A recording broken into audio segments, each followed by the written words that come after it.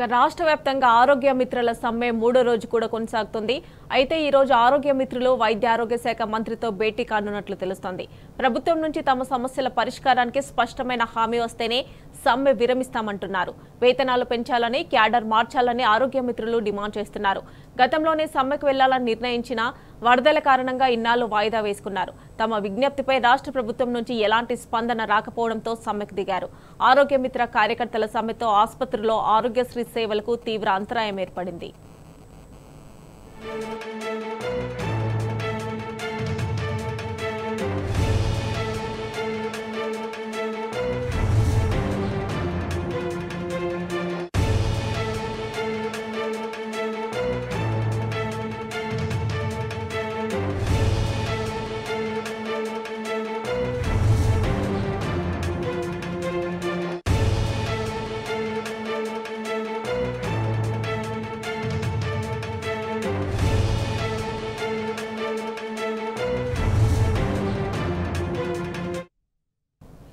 ఇక మరిన్ని డీటెయిల్స్ మా ప్రతినిధి వంశీ అందజేస్తారు. వంశీ, చెప్పండి. ఆరోగ్య మిత్రులు సమ్మె చేస్తున్న నేపథ్యంలో ఈ రోజు వైద్య ఆరోగ్య శాఖ మంత్రిని కూడా కలవనున్నట్లుగా తెలుస్తోంది. డీటెయిల్స్ ఏంటి? వాళ్ళు ఏం డిమాండ్ చేస్తున్నారు?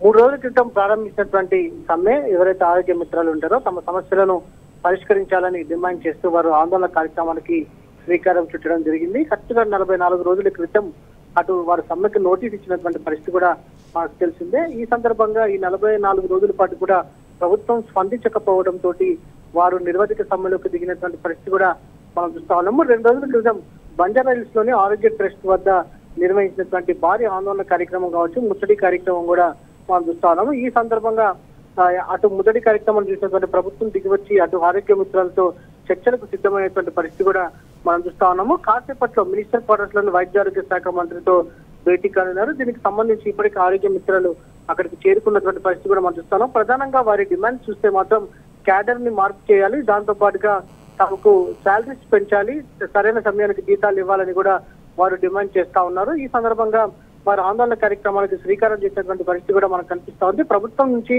స్పష్టమైనటువంటి హామీ వస్తేనే తాము ఏదైతే సమ్మెను విరమిస్తామని, లేకపోతే సమ్మెను కొనసాగిస్తామని కూడా ఇప్పటికే వారు స్పష్టం చేసినటువంటి పరిస్థితి కూడా మనం చూడొచ్చు. Right Vamsi, thanks for updates.